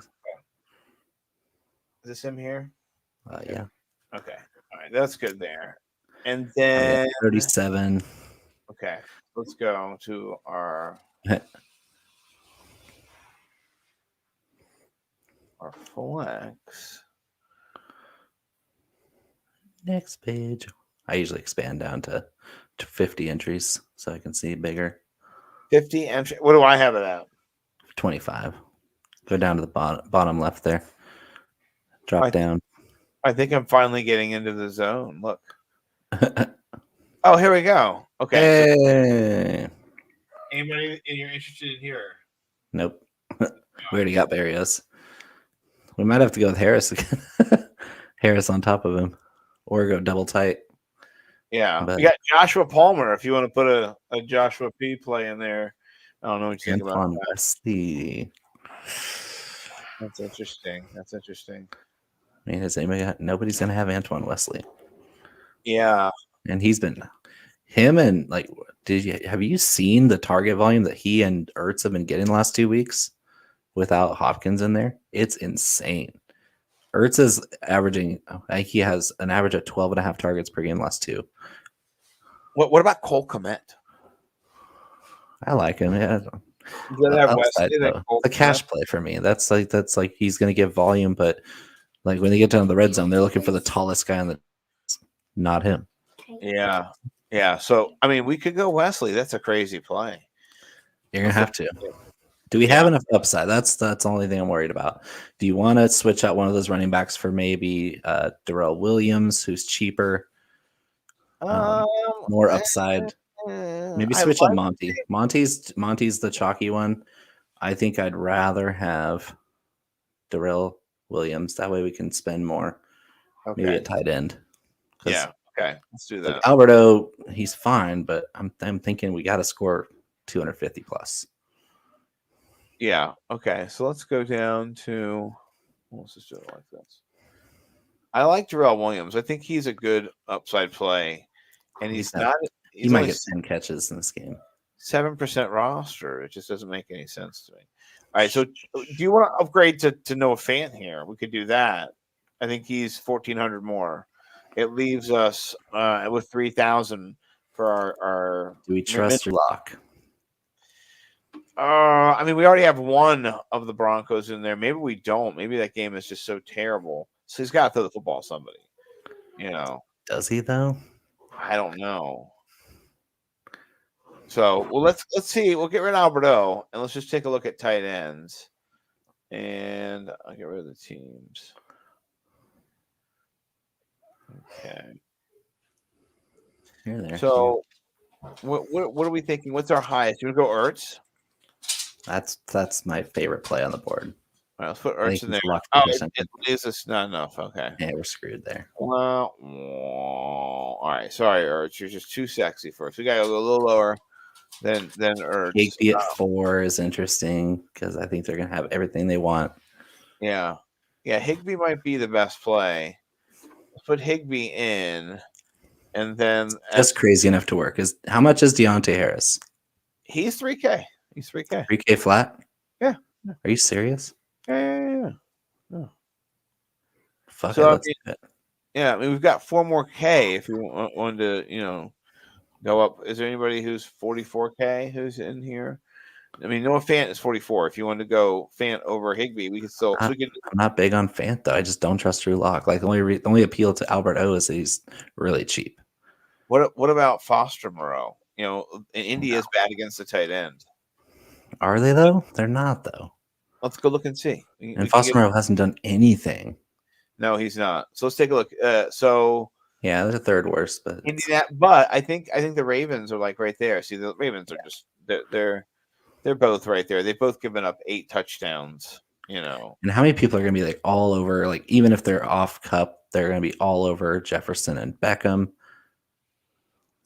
Higby's like lying in the grass there at 4K. Yeah, no, he is. He is lying in the grass. So that leaves us 3,400 for our flex. So let's see how we could build. Is there anything else?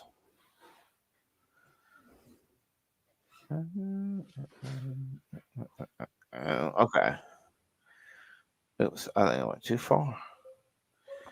A bridge less traveled, Scott. Let's see here. What happened there? Okay. So yeah, run the Sims and occupy like Harris. They do. I like Harris too in this. Just go find him that way. You can also search by Harris. Yeah, I was just looking to see if there's anybody else that stood out to you in this range before he went to Harris. Anybody else at all? You're like, okay. I don't think anybody does to me. There's no. Okay. It's pretty ugly. We'll have 2 Harrises. Oh, Harris and Harris if we win it all. Okay. All right. Is Harris playing? Because they have a 0 index. I think he's playing. Yeah, that's fine. Who cares?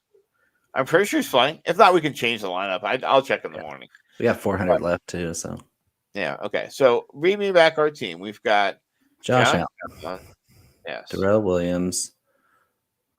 Damian Harris.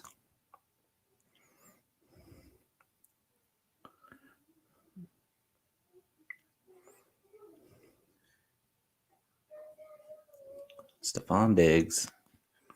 Oh, I do see Waddle there. I gotta get him on the way up to Diggs. Yep. Ooh, I love that. Yeah. Berrios. Higby. Patriots, yeah. 39.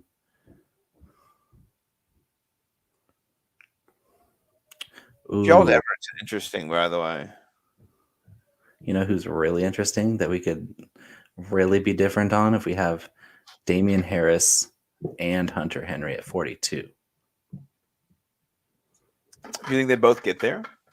Yeah, it's who they're playing. Yeah, they could both get there. And we have the Patriots defense. I'm not against that pivot because it still leaves us enough to get Harris. Who do you think has more upside between Hunter Henry and Tyler Higbee? I think 9 touchdowns this year with our boy Hunter Henry does. See? Yeah. Oh, you motherfucker. Okay, I like it. All right. And you click on Harris just so you can, yeah. Harris. Click on his name. So yeah, that one, the flex. Yeah, I want to see if there's any news. Removed from the COVID list. Okay.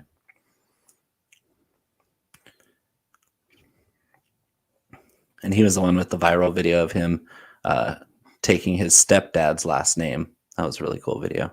Yeah. So let's see what happens. Rooting for you, dude. For sure. Okay, so let's lock it in here over at the lineup builder. Josh Allen. We'll put it in, right? and the 20 bones. I'm going down to 47. Hopefully I win this week. Boom, 47. All right. I've got Josh Allen, Damian Harris, Darrell Williams, Braxton Berrios, Stephon Diggs, Jalen Waddle, Hunter Henry, Deontay Harris, and then the Patriots D. I like this lineup a lot, brother. I'm not going to lie to you. D Harris's. Yeah, and I will dump it in here because I'm a bastard. Are we building another Millie? We're only at 90 minutes. I thought we were going to take way longer. Let's build another one. Right? My money is not real. As Pete Overs at the Deposit King would have taught me, this isn't, and none of this is real, right? It's not like I own a man's coin digitally online or anything, right? So, give me that PNG file. What? Give me that PNG file. Just a screenshot. I've got it hidden away. I think that was a revelation. I don't think anybody knows even have it. All right. This is your Trey Lance lineup, so yeah, build it with Lance in your pants. Trey Lance, Lance refrigeration. Oh my gosh, it's just scrolling, hurts my finger. Keep going. I'm just having so much fun doing this. Okay, there it is. Finally found him. Kidding, folks. Kidding. All right. So I gotta do it over here in the lineup builder though. So I think this lineup should be ultra crazy because we're gonna be super chalky with Trey Lance, and I think we should get crazy. Okay, all right. Let's not hitch all our wagons to the same situation either. You know what I mean? So we can have some of the same plays, but let's try to be a little bit more varied. I think we should just go hog wild on this lineup. Like, who's the craziest play this week? Crazy. I mean, I like if you could put Debo, and I want to sack him with Debo. So. Yeah, I think just keep it skinny though, because I think Houston's going to keep it close. You want to do like Debo and Cooks? What position do I have flex on? Okay. Yeah, I do want to do Cooks actually. I do. Or you can even go Nico Collins. I mean, I'm not opposed to either. No, I like Cooks, man. I like him. NorCal, baby. Yeah, let's go back. Let's get that a little bit. Okay. And then running back. Let's go look at running back for a second because you know what? I mean, honestly, I think there's just some of the best plays. It doesn't mean I like Damian Harris this week just because I think Jacksonville's so terrible, right? So to me, I like Damian Harris. Doesn't mean we have to have the defense along with him, but I want to put Damian Harris in there. I don't think that's crazy enough. Well, I know. Well, I want you to get crazier with the running back pick, the next one. You get to pick the next running back pick. You know what I mean? Like you know who my crazy running back pick is because you read my articles. Yeah, well, I mean, you tell the people. Keyshawn Vaughn. I'm not against that play at all. Let's put him up here. I like it a lot, especially at the price. And the other one that I'm warming up to is Daria Gumbawale of Jacksonville. I like that 5,200 right there, though. That is sexy. If you want my body and you think I'm sexy. Yeah, I think that's a sexy pick. And not very much roster, 1.2%. This is let you do anything you want now. You know what I mean? Like that just gives you the freedom to just jump around. So let's talk about we've got around 4,600, almost 4,700 defense in yet. Yeah, we've not. Which defense do you want to go for? We have any the world is our oyster. I'll go back to Pats. I like that play a lot. I think it's a good one. Okay, we're still looking good. And we've got 3 players left and around 1,500. That's perfect. I need Zach Ertz in here. Yeah, I was gonna say when you get your boy, let's get your boy. The Cowboy Killer. Yeah, only 5.1% rostered. Now we've got almost 10K, a little under 10K to play around. We could go heavy with a great play and then like a pay down, right? Or what are you thinking here in this position? Because we got a flex, we could put something wild in. We're not going to put any more 49ers in, but no, we're good. We're good on that. Well, upside wise, remember we're shooting for the moon here. This is a 14-game slate. It's going in a 150 max lineup tournament. You're gonna have to score a ton of points. Yeah. What do you think about this guy here? Your boy CD Lamb. No. Him or the guy right above him? Oh, this guy here. I'm a little scared though because that chalk is crazy. Well, let's look and see what happens with us. Chalk. I'd rather be chalky at running We back. don't than have wide enough. We receiver. don't have enough. We can't. No, we no, can't, nowhere. we can't play. Yeah, it was right above our pay grade. Go down lower. I mean, Waddle's fine. Renfro's an interesting one, but I think he's getting up there in price. Yeah. 65 is fine. Let's look at the next section over. Terry McLaurin. No, don't you dare. I've watched too much of Or him. you can get crazy with your Lockett pick. I mean, that's pretty wild. He's underpriced. If anything, he's underpriced. But we need to be able to put something back in this flex. So if we put Lockett in there, right? 32. You got yourself Deontay Harris again. Okay, well, let's go get Harris again.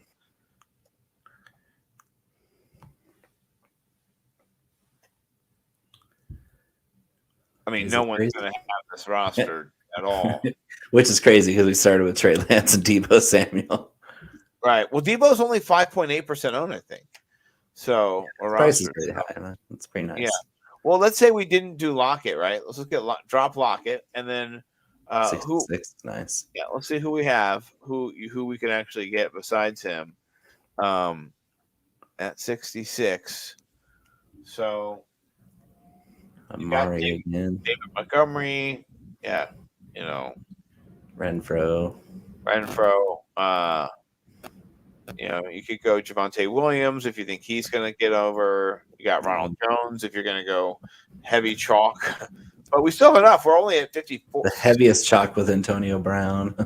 Yeah, I don't know about that. Yeah. Gronkowski, if you want to. Well, you can get rid of the flex. You can just put Deontay Harris in your right receiver spot and then put Gronk in there. I hate that. Yeah. What do you think about that? Is that interesting? Gronk. Double stack tight ends. Put Harris up in here. I'm not against that. I like it. Touchdown upset on both of those guys. All right, so let's do this. And then we'll go to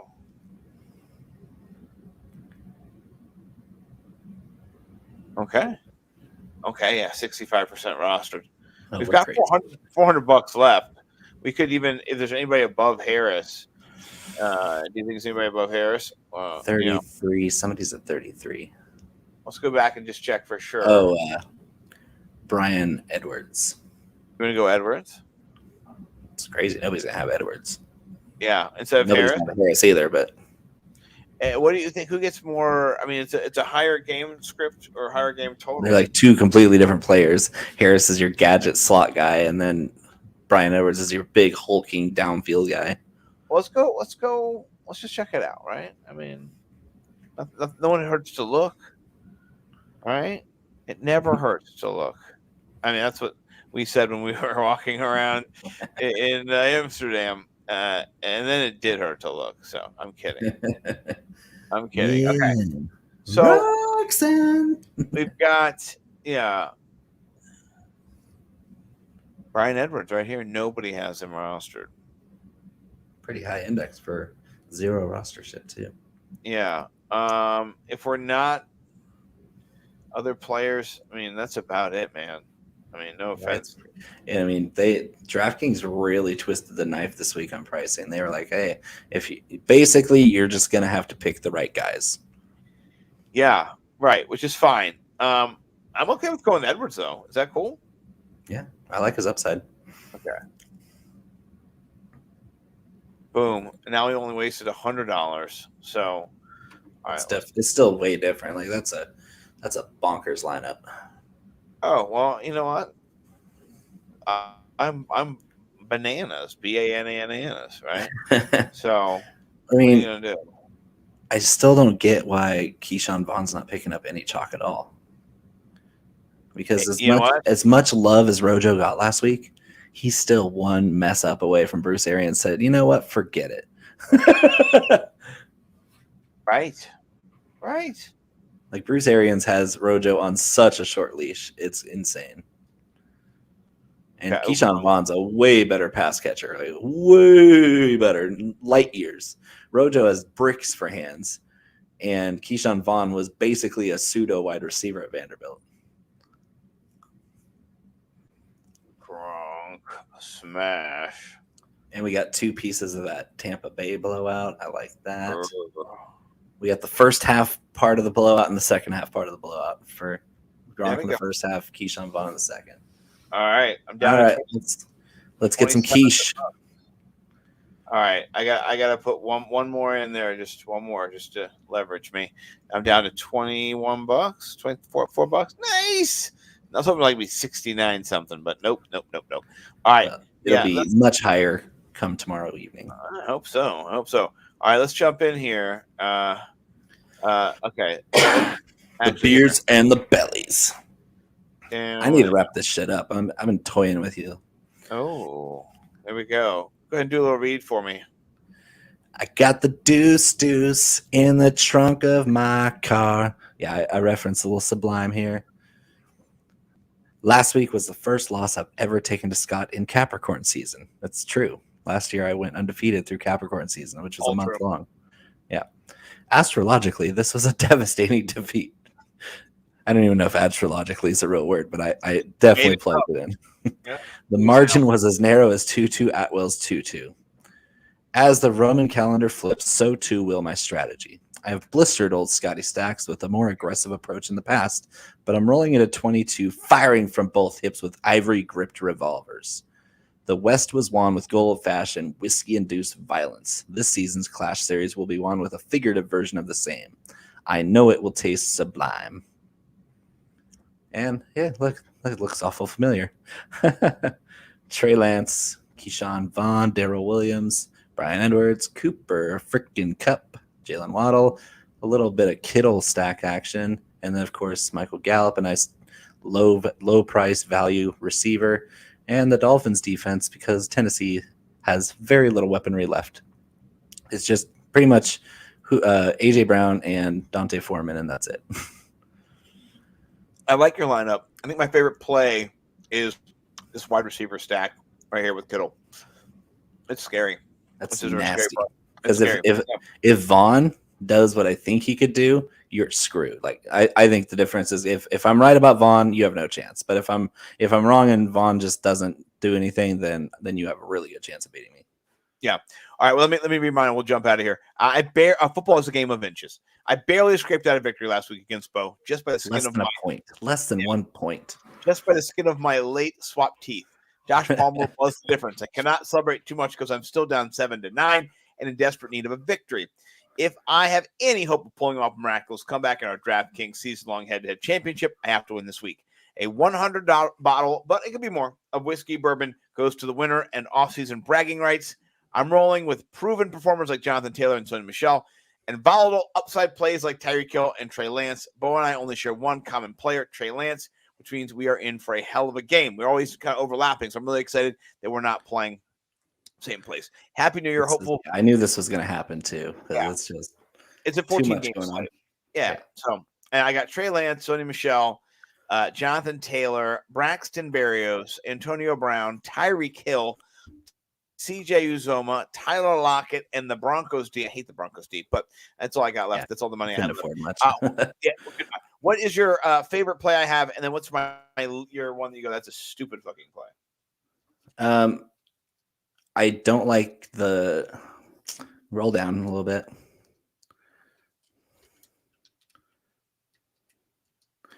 I don't like the Antonio Brown play or the Uzama play. I think Lockett, I mean, he's a coin flip, basically. He's either going to score you less than 5 or more than 20. And that's kind of what been his career is he either goes completely bonkers or he does absolutely nothing. And so that is really risky. I think he's more risky than Tyreek Hill. Tyreek Hill and JT in the same lineup scares me because they both have insane upside and really good floors. Will it be enough? That's going to be coming down to your JT versus my Cooper Cup. And it's upside versus upside, man. I had to go big or go home. I knew you come strong, man. But I think you're going to be really worried if Antonio Brown gets a little bit more dinged up early in that game because he's going to be a game time decision, bum ankle. That should scare you. Is him being active for the game but not being able to go full strength or leaves early. Oh man, don't make me cry right now. But I love Berrios. Berrios is the best sub 4K receiver by far. Sonny Michel, I think he's going to have a little bit of regression this week, but the volume's there obviously. I like it. And then, Excellent. of course, Lance. Lance is a great play, obviously, because that's the one I have too. Yeah, well, you're the man, brother. I love competing against you every week. Please go check us out, Nimble W Numbers on Twitter. Then my guy, Bo McBigtime, over at Bo_McBigtime on Twitter. Then also follows Hotbox. Oh, look at that sexy rib. Your meat is making my mouth water, bro. I'm not going to lie. Next to those ribs is bacon mac and cheese, too. Oh, my God. You're just tempting us. Yeah. And we've been really excited to be able to bring content to you guys in 2021 and in the beginning of 2022. We appreciate you all. And thanks for sticking with us. Hopefully you win some money tomorrow. Anything else you wanted to say before we get out of here, Bo? Happy New Year to everybody. We had a pretty good 21. I mean, it was kind of a rough year for everybody, but all things said, we're all on the other side of it now. 22 is bound to be better because, I mean, it's really hard to go down from here. So let's make it a good one. Get the deuce rolling with some cash tomorrow. Yeah, and let's be kind to one another, right? And just be a good human being. I mean, there's too many monsters out there that, I mean, they don't need any ammunition. Just go out there, be yourself, be a good person. And if you're not a good person, try harder to be a better person. Be the best you can be, right? Yeah.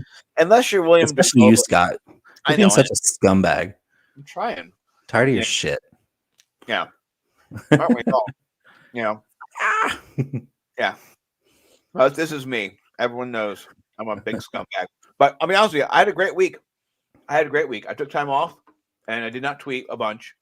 And no, you were pretty much a ghost. I spent time with the family, and so let me go back and try to find. I missed a lot of opportunities to talk shit about you while you were gone off Twitter, though. This is I know. This is what I did. That's the content we're all looking for. Yeah, we just spent time playing basketball. And healthy London content is what we need. And Adelaide was doing her hoverboard all around, driving all around the basketball court. She's super good at that now. Goes. We got to get you running the 3-cone drill in the hoverboard. Oh, I'm terrible in the hoverboard, man. You know, I got to see it though. It's got to happen on camera. I'm gonna die. Hoverboard 3-cone drill. You can put a helmet on. I mean, you should wear a helmet when you're on a hoverboard. I mean, we've seen all the TikToks where people severely injure themselves doing on hardwood floors with no helmet. So yeah, put a helmet on, and we need a 3-cone drill on the hoverboard. That's just let's give the people what they want, Scott. The Simpson family rule has to have a helmet, and we bought wrist pads and knee pads and elbow pads for Ed. So, but she doesn't need them anymore. But she's just so good with them. So, but the helmets are always a must. So, yeah. Well, follow Bo over at Bo _ big time. Follow me over at Google. Now, follow me over at Nimble W Numbers. And then go check us out at nimblewnumbers.com. You get all of our content there. Bo's got also, his hot cash. Cash. Oh, and it was scorching hot last week. Oh my gosh! Just so you know, I had Joe Burrow. I had all kinds of good players. I had 2 of the value guys just smashed. Isaiah McKenzie was one of them. Yeah, I play Isaiah McKenzie one time a year. I pulled out the Isaiah McKenzie card like I did last year in week 17. And that was it. Shot my wad on Isaiah McKenzie this year.